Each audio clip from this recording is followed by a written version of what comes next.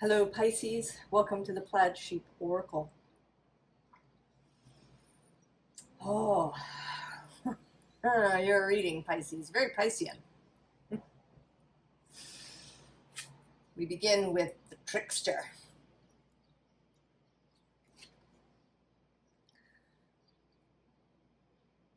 Things are not necessarily what they seem.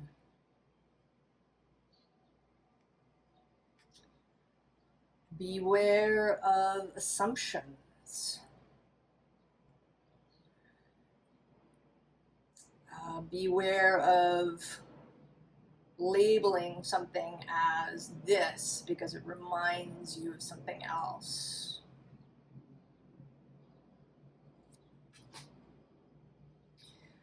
So the top and bottom cards here are the Siren and the Angel. What is what? Which is which? I mean, even the Siren card itself has, right, this sort of beautiful image, a beautiful siren call, the call of the muse. And then there's the siren call that might pull people onto the rocks.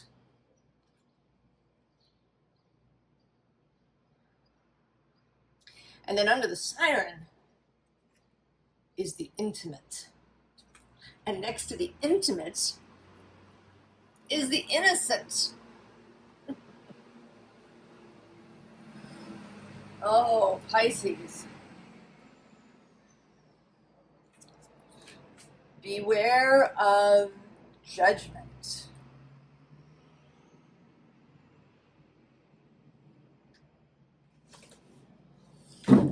Pisces, things may not be what they seem. There's also something here about choices, making choices, but we'll get deeper into that as we go.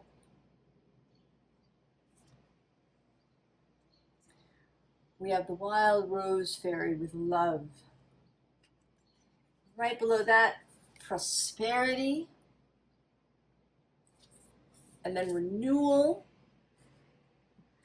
and then playfulness.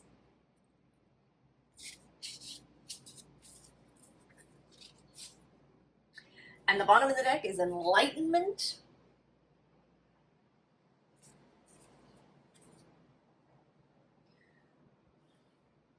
So there is so much beauty, so much love and goodness.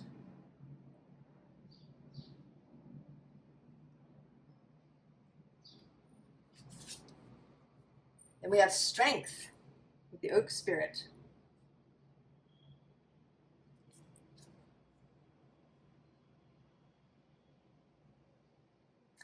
I've been trying to decide whether you are entering the tree or leaving the tree. And I can't decide, so maybe it's different for different people. Maybe some of you need to come out of the tree and some of you need to go in. That perhaps this is part of this choice.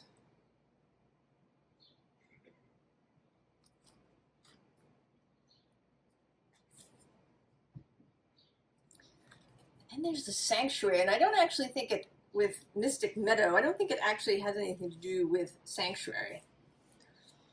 But with this, right, all these characters, right? There's a rabbit in full regalia,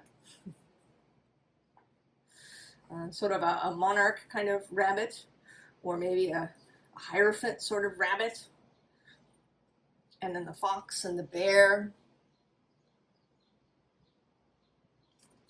And this is followed by this Moonlight Enchantment card. And of course, things look different by moonlight than they do by sunlight. So there's more of this sense of being mindful, being aware, being clear-eyed,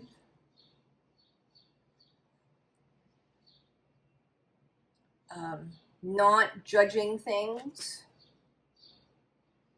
on superficial appearances.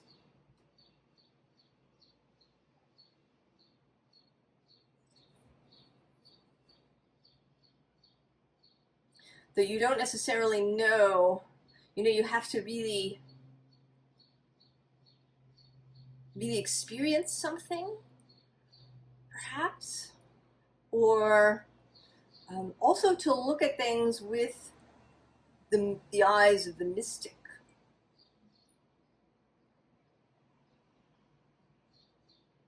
Don't dismiss this as an impossible scene. Look at it, right? The mystic meadow. Look at it with the eyes of the mystic.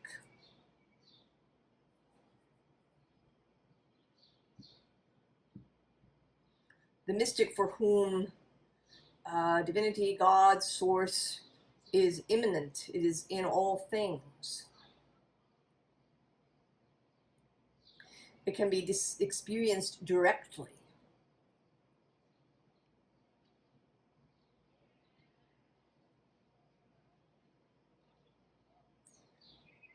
And that it may come in many guises.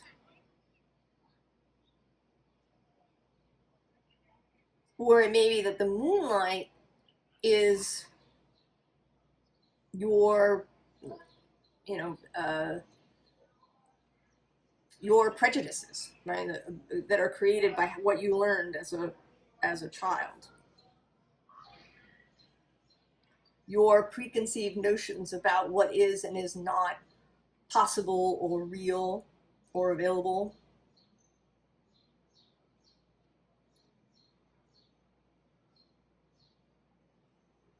That if you saw it in the full light of your own heart and your soul, the sun, that you would see its realness.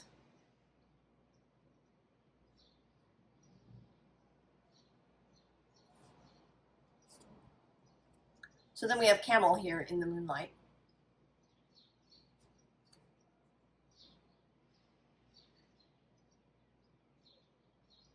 And it's interesting because the camel's element is fire in this deck. The camel in the desert. But it's actually a scene in the moonlight.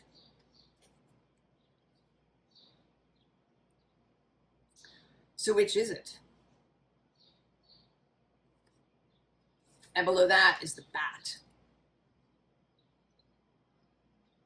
who is out at night and who has a completely different way of perceiving through echolocation.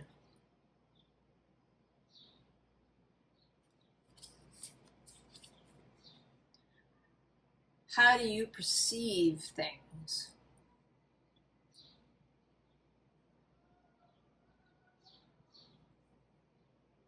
I actually have just recently been really attracted to Anais Nin.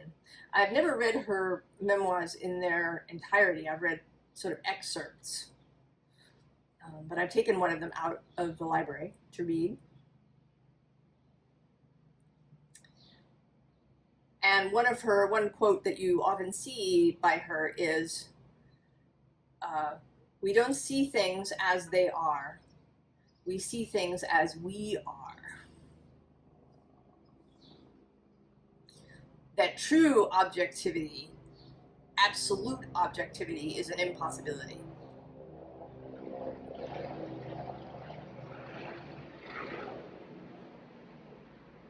But we can get closer. We can look at things from different perspectives. We can deliberately put on different lenses for ourselves and see things from this other perspective. The bottom of the deck is the Three of Swords, and it's this particular Three of Swords that always makes me think of red tape. The swords are not plunged into a heart here. They are wrapped in red tape. Your own thoughts bound up in some bureaucratic mess, in some way of seeing and thinking, in assumptions, in belief systems, in ideas that you have about needing to tick certain boxes. You know, whenever I do these readings, there's always things I read, things I see immediately before that will show themselves. And I was reading a Substack yesterday by someone who used to work as an aid worker, and he has worked and lived around the world, often in very troubled places. And he had an essay about all the times that he'd sort of circumvented immigration rules and laws and things.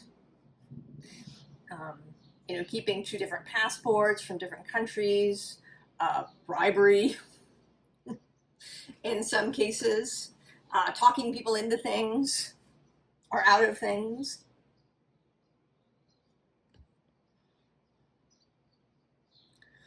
So there were all these ways that he circumvented the red tape.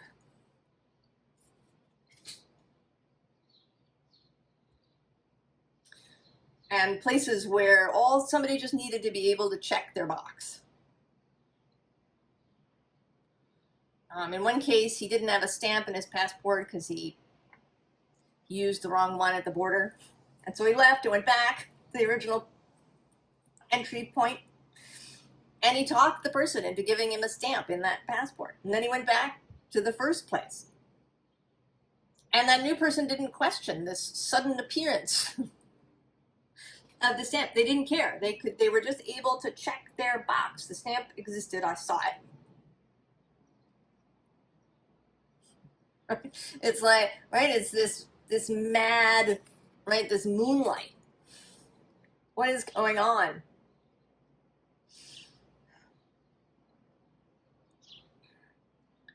To, right, you unwrap yourself from that. To see that you are not nearly as bound up as maybe you think you are. And so we have the world, this closed system. And we have the Ace of Swords, which I'm here seeing as plunged through this central hole, like breaking the closed system. Instead of having it be this closed system, turning it into infinity. With this new idea, this new way of seeing things. And that leads us to the Father of Wands. The ability to take action when we need to, when we want to, when we're inspired to.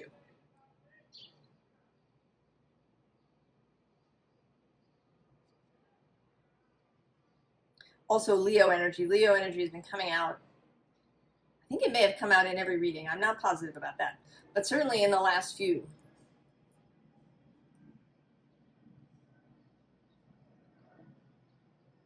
Venus moves into Leo the day that I'm recording this, although it's going to come out a couple of days later. Sun will be moving into Leo a little bit later this month if you're watching it when I post it.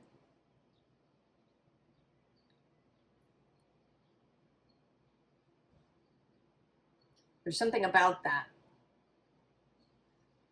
About creativity, about leadership too, about stepping forward, stepping out of line, I actually want to say. stepping out of line. And so then we have the corpse.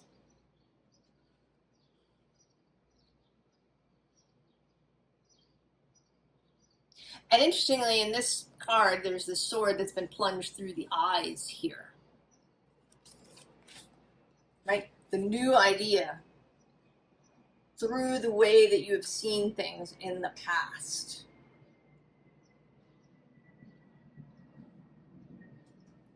The ability to see more clearly.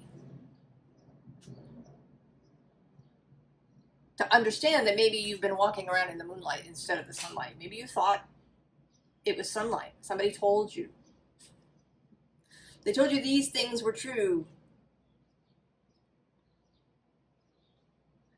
So you thought you'd been walking around in sunlight when in fact it was moonlight. Things were not what you thought.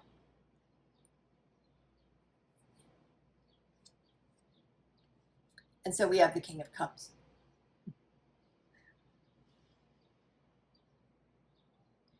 He is, right, the king is clear seeing because he understands his emotions.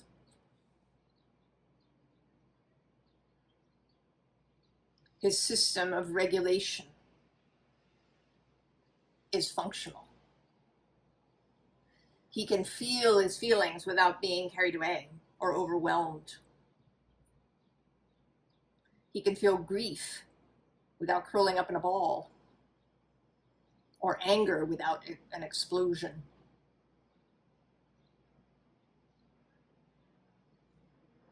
He understands his feelings.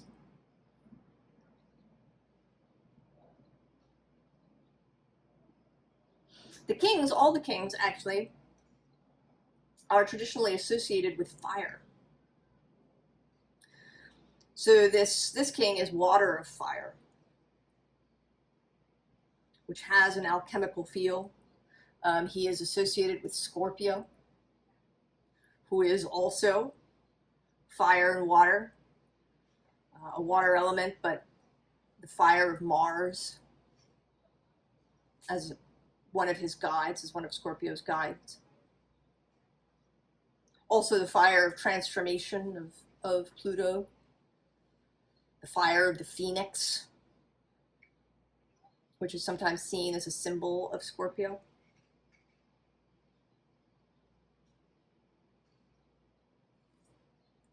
And below him we have the Ten of Cups.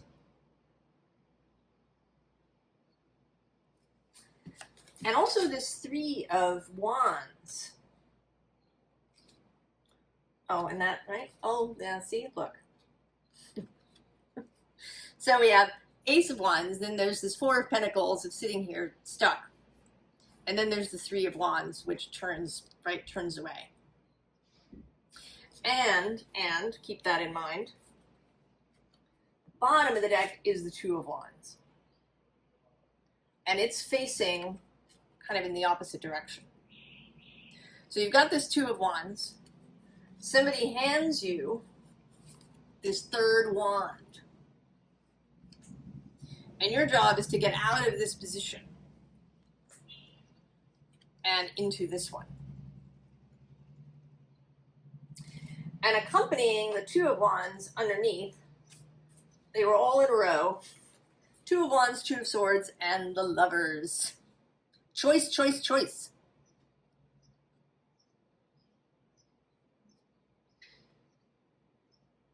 How do you see things? What are the real choices ahead of you? How do you choose?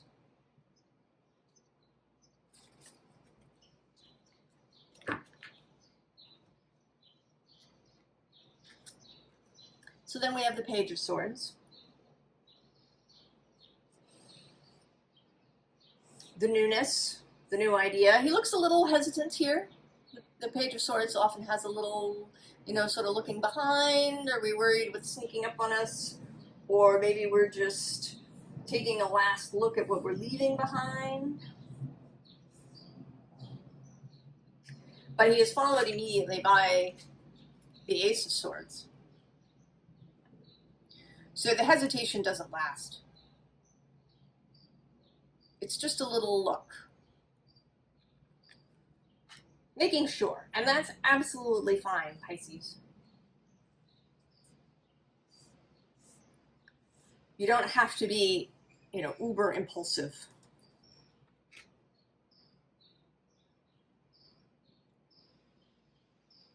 You can make sure.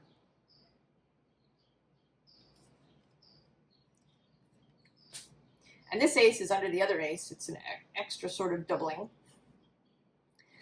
And then the Three of Swords reappears.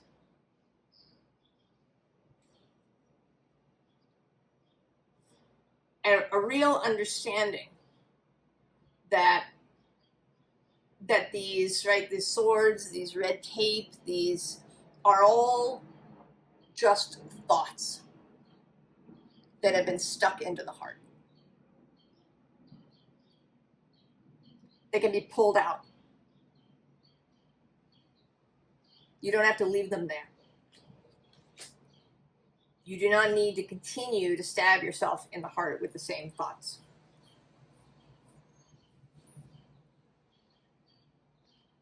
And that leads us to the Ace of Cups.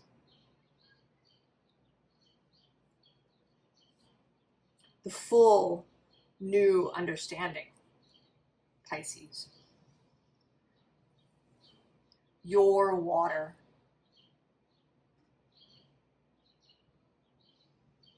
Spilling out, overflowing.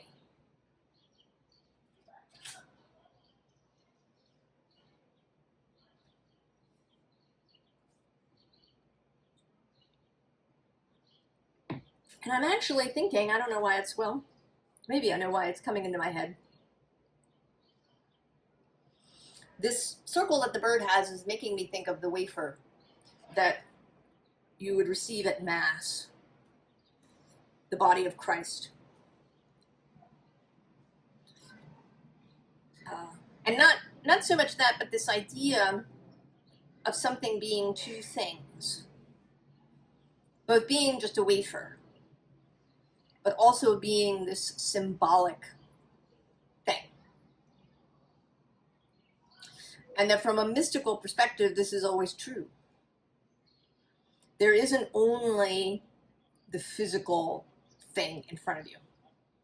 There is always the non-physical, metaphysical, spiritual, mystic aspect of the thing.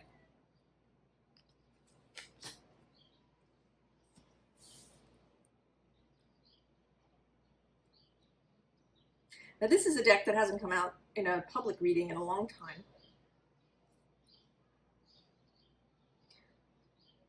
It's an elemental deck, the Materia Prima deck.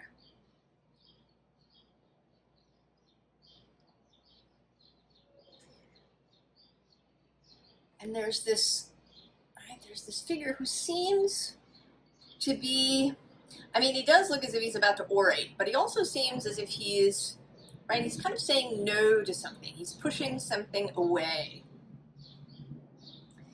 And there's two things. One, right underneath him is this fabulous character who is one of my favorites in this deck, with his giant gold ball.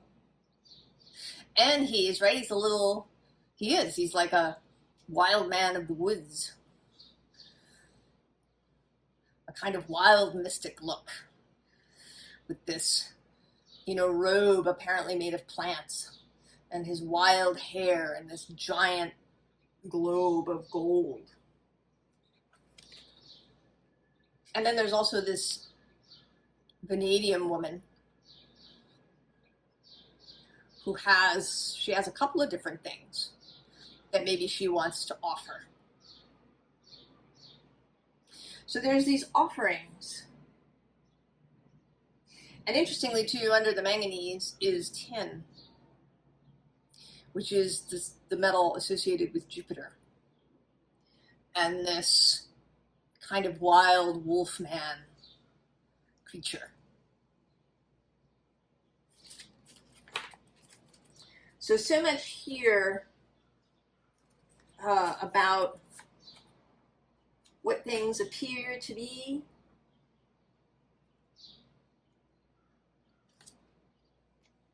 Have you rejected something because it didn't check a bunch of boxes for you?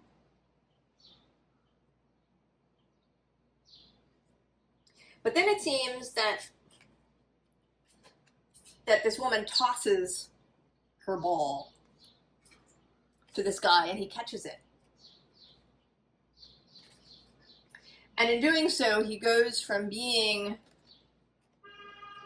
you know, very still, perhaps very formal, to this more energetic, wilder stance. Catching this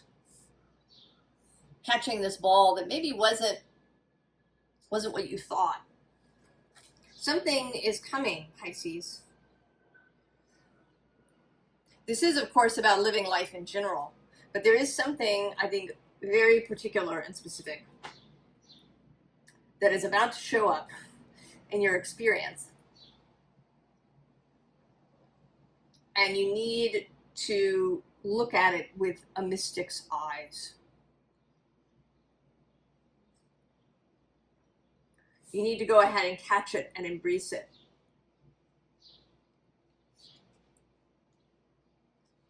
Right, then we have this mermaid card. Right, the fish, Pisces.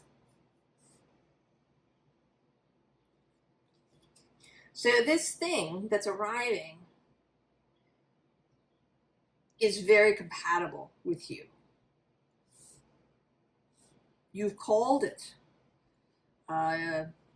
You have called each other. You've attracted each other. It has come to you, even if you didn't know. And then with this card from the deck, the Materia Prima, right, this little bat, the bat showing up, right? It's like an announcement. It's an announcement. And I want to say that it's an announcement about you.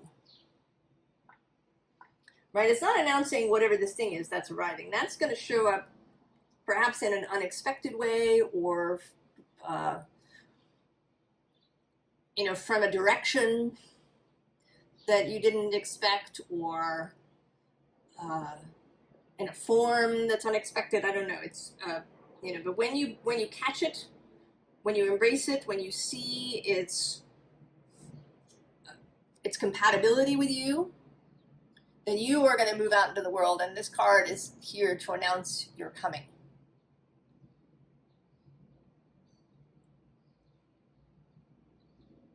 The prime material, the new beginning. And then the last two cards, there were two cards I couldn't kind of decide between the two of them as I was trying to choose, and they're very similar. So one is this calcium card, where this person is presenting this gold ball.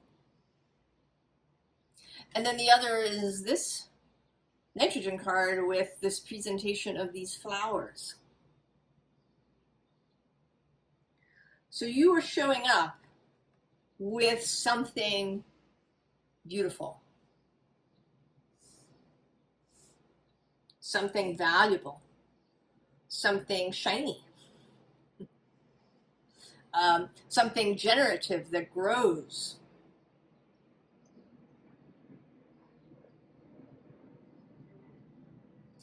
And maybe it depends. I mean, there is a kind of a difference between these two things. So maybe some of you are showing up with something that is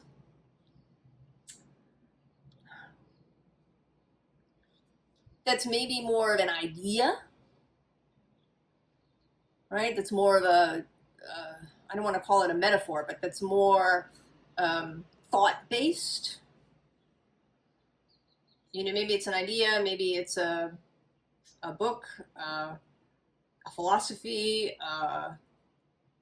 right? Something immaterial. And then maybe some of you are going to show up with something that's much more material. an actual thing, a piece of art. The creation of a new house, the creation of a child, perhaps.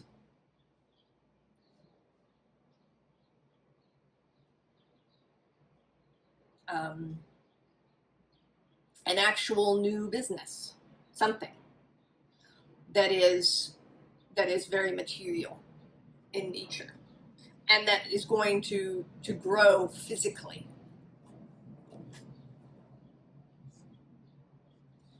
And perhaps that's why these cards didn't want to, right? They didn't want to come out one after the other. They seem to want to sit in the same spot. Right? They have a similarity.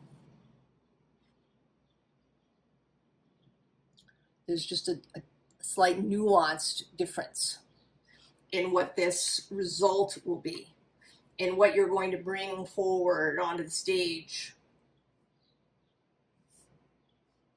And it will, right? There will be this announcement. People are going to know. And I don't know what any of that means. I don't know if, somebody will bankroll you, or if,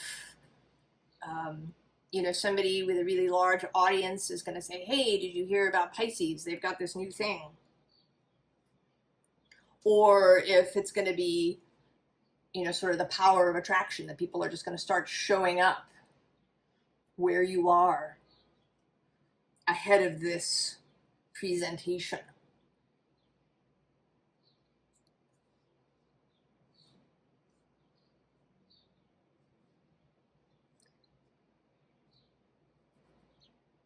And I also don't know, right, again, I don't know what this thing is that's coming. That is also going to be different for everybody. It could be a person. If we think of this as a child, it could be that you meet the person with whom you want to have this child and that they're a little bit unexpected.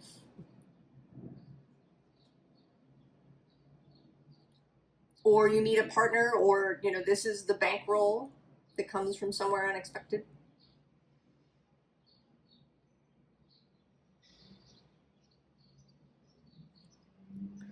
So, advice. 5 of Wands. Are you fighting yourself?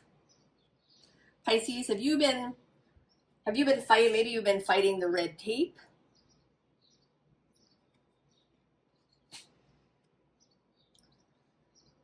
Maybe you've been battling these beliefs, thinking that they're solid.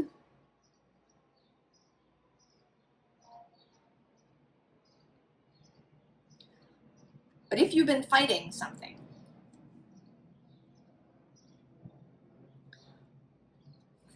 right, the bottom of the deck has this 4 of Swords. Step away.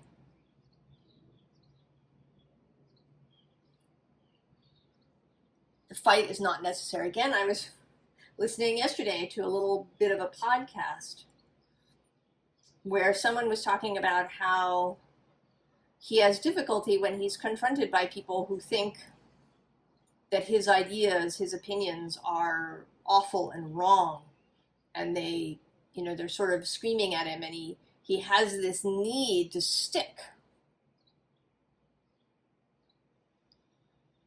That if he walks away, somehow it's weakness, or that he's conceding that the other person is right, and he's giving up, or he's, not doing his job and trying to convert them to his point of view.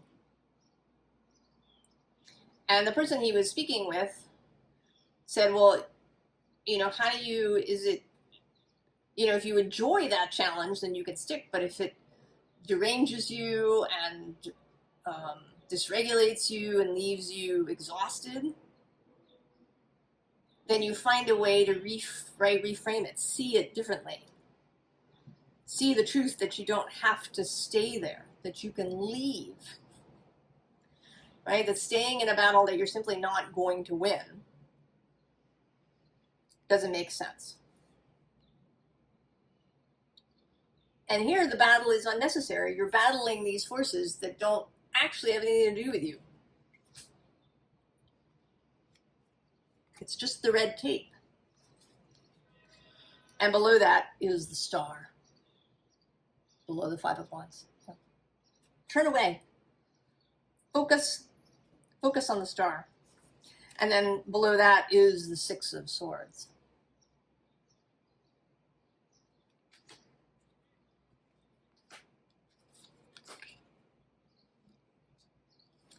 And so we have the Emperor. And sometimes he comes through as, you know, inner authority. But here he's coming through as all of the red tape. All of those things that bind you.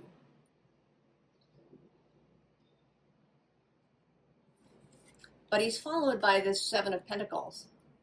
And today that feels like leaving, just like divesting yourself of all of this stuff. Taking the crown off, losing the robe, dropping the scepter. Just dropping all of it. And walking out with nothing but some flowers.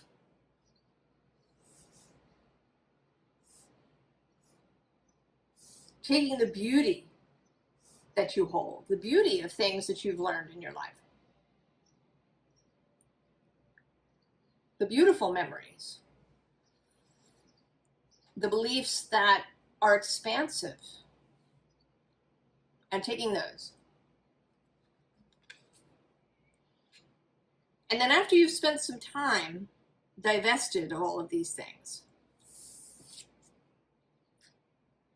then you can step into this Queen of Wands idea. Putting on new vestments. Knowing that this isn't necessarily permanent, that these are the clothes that you can wear now.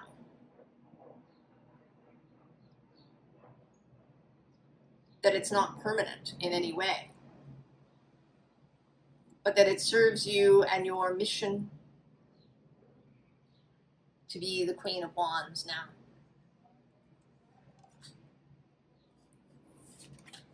And then the Tower. So accepting the change that's going to come with this.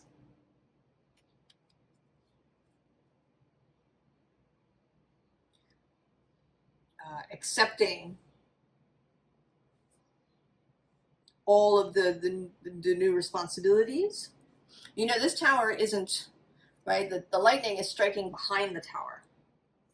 The lightning illuminates the tower.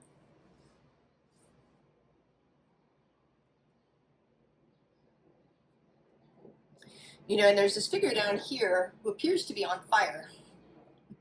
And I want to say that's you. And you're not fleeing the tower. You're not actually, you know, sort of on fire and running to find a lake to put yourself out. This is the fire of inspiration. You're carrying it with you. It is the glow of that inner fire.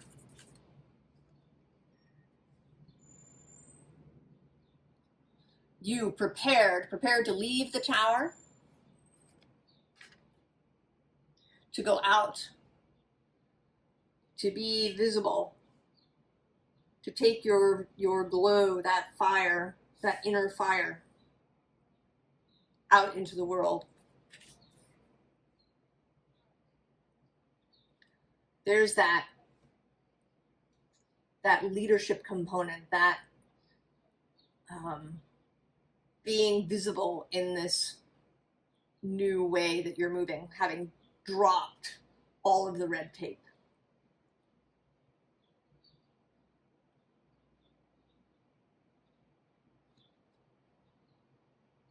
Pisces. Things are not what they seem. Using the mystic's eyes to see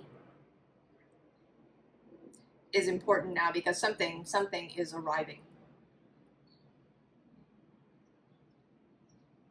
that is important, that is a true match for you that is really compatible with you and what you want to create and be and do.